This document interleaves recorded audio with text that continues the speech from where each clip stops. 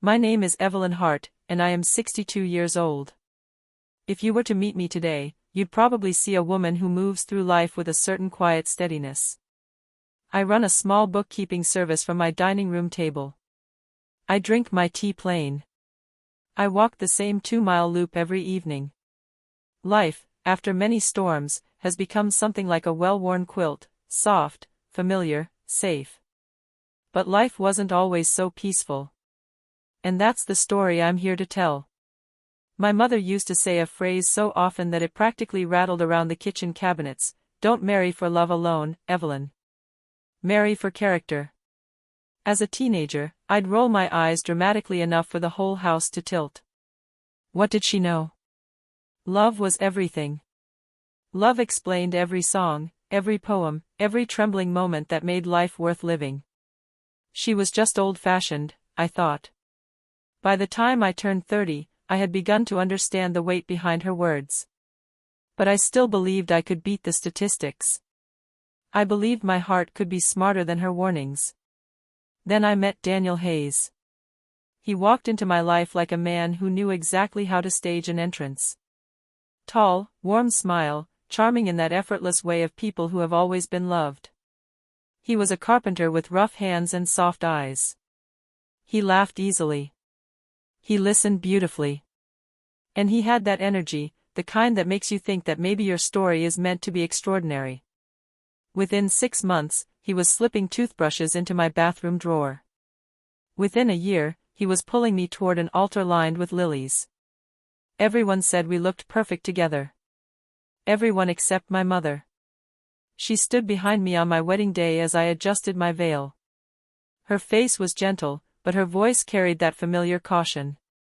"Evelyn, love can be blinding. Make sure he loves you in the steady way, not the temporary way." I smiled, kissed her cheek, and promised that Daniel was the real thing. For years afterward, I clung to the belief that I had been right. Our early years were filled with laughter, road trips, Sunday morning pancakes, and stolen kisses in grocery store aisles. I thought I had beaten the odds, that I had found the kind of love that my mother simply couldn't imagine. But there were cracks, small ones at first.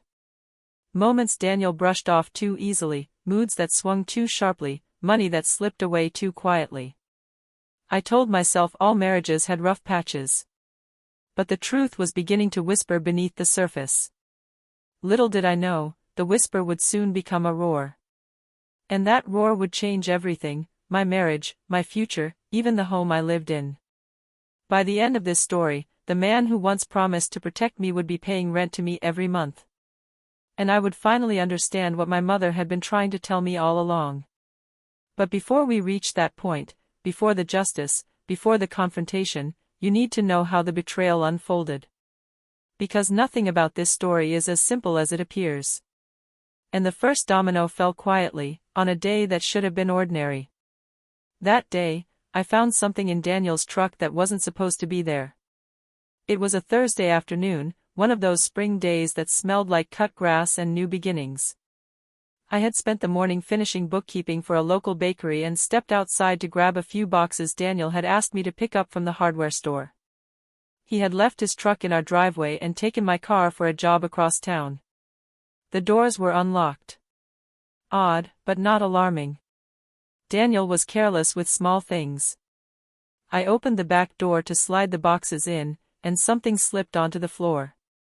A slim leather folder, the kind used to store documents. I bent to pick it up, thinking maybe it held receipts or drawings for a project. But the moment I opened it, I felt something inside me shift.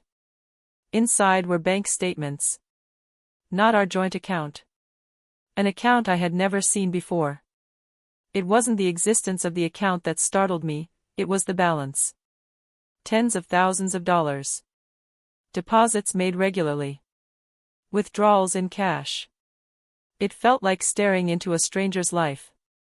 My heartbeat thudded in my throat as I flipped through the papers. Then I found it. A copy of a loan application, signed by Daniel. The collateral listed was our home, my home, the one I inherited from my parents, the one fully paid off long before I ever met him. He had signed my name. A sloppy imitation, but close enough to fool someone who wasn't looking. I sat there in the truck, breathing shallowly, the folder open across my lap. My hands shook so hard I had to set the papers down just to steady myself. The shock didn't come like a wave. It came like a cold hand sliding down my spine. Slow. Icy. Paralyzing. Questions tumbled through my mind. Was he in trouble? Was he hiding something? Was he planning to use the house to cover some debt? And why cash withdrawals? And then, a thought I didn't want to consider, was there someone else? I closed the folder, placed it carefully back where I had found it, and loaded the boxes into the truck mechanically. All afternoon, I moved like a ghost in my own home. That night, Daniel came home cheerful, tracking sawdust into the kitchen. He kissed my cheek, asked about dinner, chatted about a client. He didn't seem like a man harboring secrets, or maybe he'd simply gotten good at pretending. I watched him. Not with love-blind eyes, but with the sharp, wary gaze of a woman who has just glimpsed the edge of a truth too large to ignore. When I finally lay in bed beside him, listening to his even breathing, I made a decision. I would not confront him yet. Not until I understood exactly what I was dealing with. But deep in my chest, a quiet ache grew, a realization that my mother's warning had not been outdated after all. Because love, when true, doesn't hide bank accounts. It doesn't forge signatures. It doesn't gamble with your home. And something told me that this folder was just the beginning. The next morning, I made a phone call that would open a door I could never close again. The next morning, after Daniel left for work, I sat at the kitchen table with a mug of tea cooling between my hands. I stared at the phone for nearly 20 minutes before finally dialing the number of someone I hadn't spoken to in years, my mother's old estate attorney. His voice sounded older, slower, but still steady. Evelyn? It's been ages. What can I do for you? I need to ask about something regarding the house, I said, my voice low. Is it possible for someone to use it as collateral without my permission? He didn't hesitate. Not legally. The air around me seemed to thin. Why do you ask? He continued. I just need to know the process, I said. Hypothetically. But he had known me since childhood. He recognized the tremor in my voice. Evelyn, he said gently, what happened? That was when the memories began to stir. My mother's cautious tone. My father's meticulous ways. The way they both insisted on teaching me everything about finances, property, and documentation. I had always wondered why they drilled those lessons so firmly. Now I understood. As I explained just enough for him to grasp the situation, my thoughts drifted backward, into the early days of my marriage with Daniel. He had come from a family that lived paycheck to paycheck, always one crisis from falling apart. He carried shame about it, and I sympathized. I had grown up in a home where bills were paid early, not late. Where money was discussed openly, not hidden in drawers. Perhaps I had wanted to share that stability with him. Perhaps I believed love would smooth over the rough edges. I remembered our first fight about money. I wanted to save, he wanted to enjoy life more freely. I never had anything growing up, he said. I don't want to spend my life pinching pennies. I thought it was just philosophical differences. But in hindsight, it revealed something deeper, a belief that money simply appeared when needed. That consequences could always be pushed off until later. I remembered the late-night calls he took in the garage. The trips to help friends that lasted longer than they should. The guilt he used to soften me when he made mistakes. And I remembered how he charmed others, friends, neighbors, even strangers. He was the man people wanted to say yes to. I used to love that about him. Now it frightened me. After speaking with the attorney, I pulled out the box where I kept family documents. Birth certificates. Old wills. The deed to the house. I laid everything out on the dining room table and examined them with a precision I hadn't used in years. That house wasn't just property. It was my mother's last gift to me. Her sacrifice, her labor, her wisdom. and Daniel had casually waved it around in front of a bank like a casino chip. As I sorted through papers, the question sharpened in my mind: why? What was he hiding badly enough to risk everything? The attorney's words echoed in my ear: not legally. Which meant there was a chance, small, but real, that Daniel had already crossed a line that couldn't be uncrossed. That evening, as I waited for him to come home, I watched the shadows crawl across the living room floor and felt something harden inside me. I needed answers. But more importantly, I needed proof. The next steps would require stealth, patience, and the one skill my mother always insisted I learn. Dokum that night, Daniel lied to me for the first time in a way I could undeniably prove. Daniel walked through the front door with a wide smile and a bag of takeout Chinese food, my favorite. A peace offering, though we hadn't fought. Or perhaps we had, silently, without him knowing. "Long day?" he asked, setting the bag on the counter. "A bit," I replied. He kissed my forehead. "Well, I picked up dinner. I figured you'd appreciate a break." Generous. Thoughtful. Charming. A performance? Or habit? While he unpacked cartons of rice and sesame chicken, I leaned against the counter and asked casually, "Where'd you work today?" He didn't flinch. "The Johnson remodel in Oak Ridge." "Why?" That was the lie. I knew because I had already called the Johnsons earlier that afternoon. They said the job had been done last week. I smiled softly, pretending I didn't feel the room tilt. "Oh, no reason," I murmured. But inside, the ground was shifting under me. After dinner, he went to shower. The sound of water muffled through the walls while I stepped quietly into the garage. Daniel kept a metal filing box on a shelf, always locked. But I had watched him open it enough times to memorize the code he used on every lock he owned, the numbers of his childhood home address. 4 digits. Click. Open. Inside were receipts, scraps of paper, spare keys, and another envelope marked with a name I didn't recognize: Marciel. My chest tightened. I opened it carefully. Inside were hotel receipts, dated over the past year. Always charged to cash. Always for 2 people. The air felt suddenly too thin to breathe. I didn't panic. Not visibly. Not yet. Instead, I behaved like the bookkeeper I was. I pulled out my phone and began photographing everything inside the box, from the hotel bills to the odd handwritten notes I didn't yet understand. Proof. I needed proof. When the shower shut off, I replaced the envelope and closed everything precisely as I had found it. I walked back inside just as he stepped out of the bathroom, towel around his waist, humming. "Everything okay?" he asked. "Of course," I said. But he studied me, his eyes narrowing just slightly. A flicker of suspicion? Or simply intuition? The next morning, when he left for another long day on the Johnson remodel, I watched his truck crawl down the street, then pulled out my phone. It was time to build a timeline. A clear, methodical one. The kind my mother would have approved. I printed every bank statement I could access, sorted them by date, cross-referenced them with his job schedule, his mileage, and the hotel receipts I had photographed. Patterns emerged, quietly at first, then unmistakably. Daniel wasn't just hiding money. He was funneling it. And he wasn't just lying. He was living a second life, one that overlapped mine only when convenient. But something still didn't add up. The hidden bank account had too much money for affairs alone. And the forged signature on the loan application, that pointed to something larger.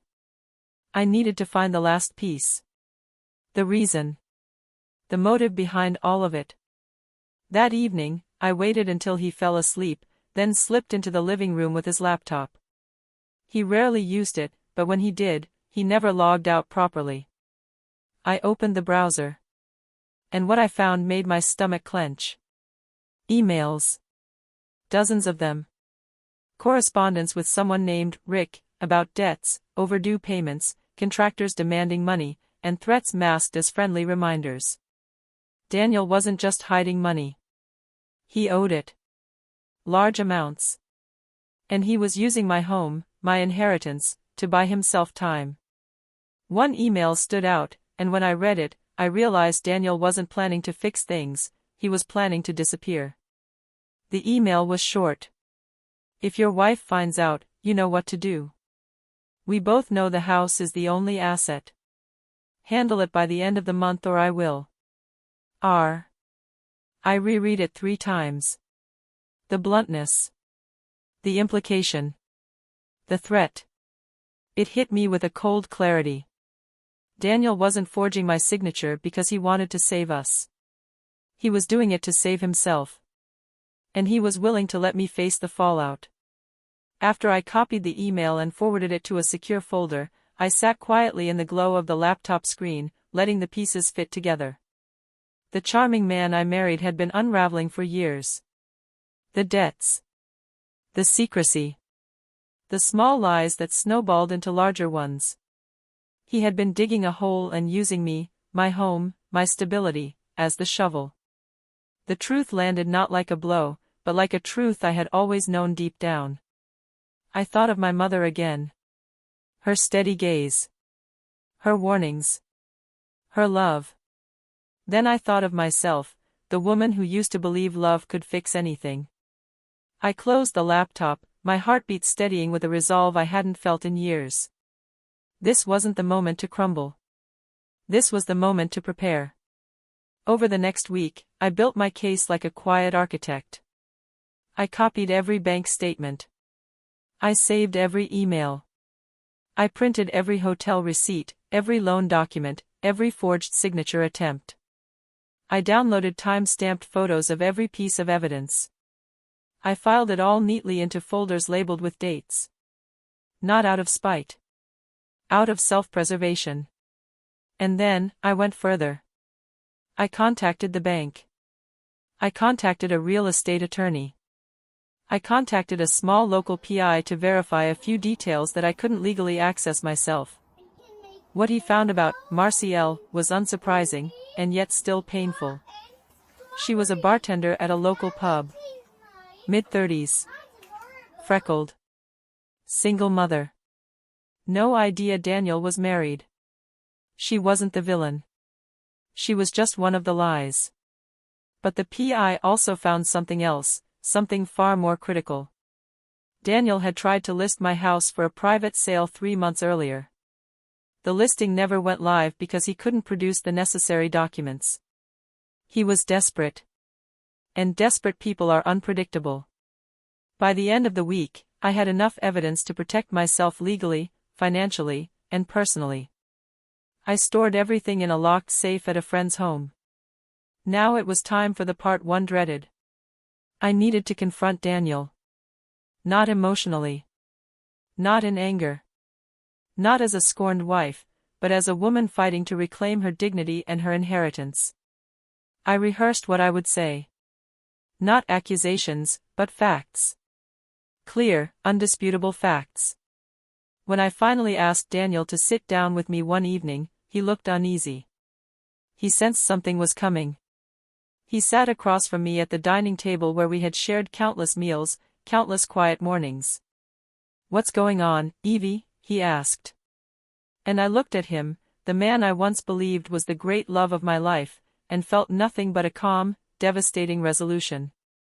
The first words I spoke wiped the smile off his face completely. "Daniel," I said evenly, "I know about the secret bank account." His expression froze. I watched the calculations move behind his eyes, the scramble for excuses, the instinct to charm his way out. But I didn't give him room. "I know about the forged signature," I continued. "I know about the loan application. I know about the hotel receipts. And I know why you've been lying about where you work." He swallowed hard. "Evie, it's not what you think. It's exactly what I think." I placed a folder on the table, one of the thinner ones, just enough to make my point. He didn't open it. He didn't need to. His shoulders slumped, and he exhaled sharply. "I was going to fix it," he said. "I just needed time." You were going to sell my house, I corrected. You were going to disappear. His eyes snapped up, startled. I read the emails, Daniel. He opened his mouth, closed it again, then rubbed his face with both hands. Evie. I was scared. I made some bad investments. I owed money. I didn't know what else to do. So you used me, I said. Calm. Steady. You used the home my parents built. You lied to my face every day. I didn't want to hurt you. That's the part you don't understand, I replied softly. You already did. Silence hung between us, thick, suffocating. Then something flickered in him. A spark of anger. You don't get it, he said. You've always had everything handed to you. That house, that inheritance. I raised a hand, he stopped mid-sentence. This conversation is not about what I had. It's about what you tried to take.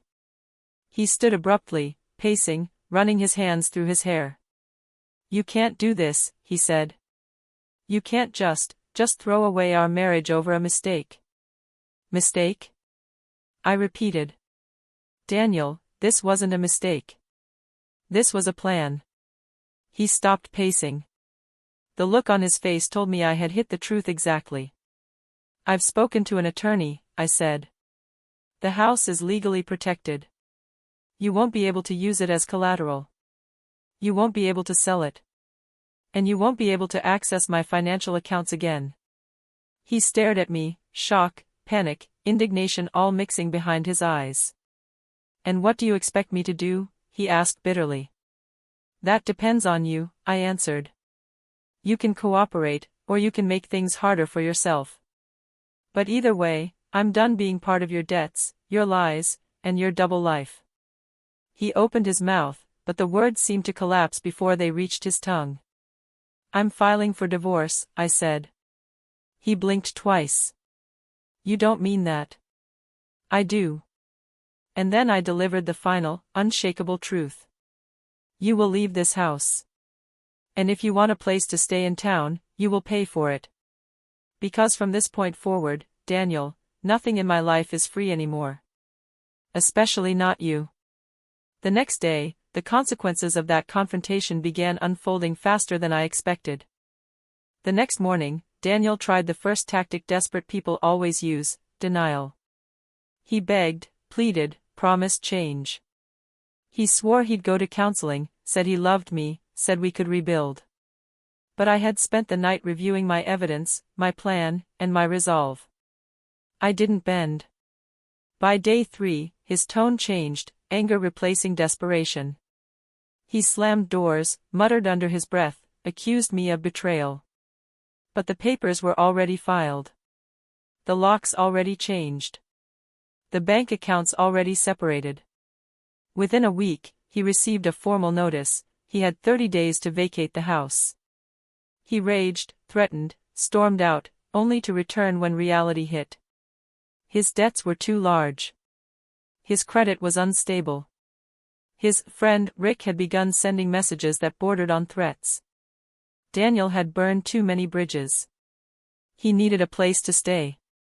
And that was when the irony struck both of us with crystal clarity. The only rental he could afford, barely, was a small unit owned by a local property group. A property group that I quietly owned through my parents' trust. He didn't know at first. Not until he signed the lease. Not until he saw the owner's name typed neatly at the bottom. Evelyn Hart. His face reportedly went pale. The property manager told me privately that Daniel stood frozen in the office for nearly a minute, realization washing over him in waves. He moved into the unit within the week. And at the beginning of every month afterward, I received a direct deposit, his rent payment. The man who once tried to gamble away my future was now helping pay for my retirement. Justice, as my mother used to say, has a quiet sense of humor. But financial consequences were only one part of the story. Daniel's debts caught up with him. His relationship with the bartender unraveled once she learned the truth. The bank flagged the forged signature as fraud, and although I didn't press charges, the investigation damaged his reputation. He tried to reach out to me multiple times, letters, calls, messages.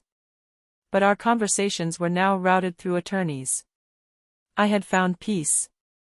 And I was not willing to give it up again.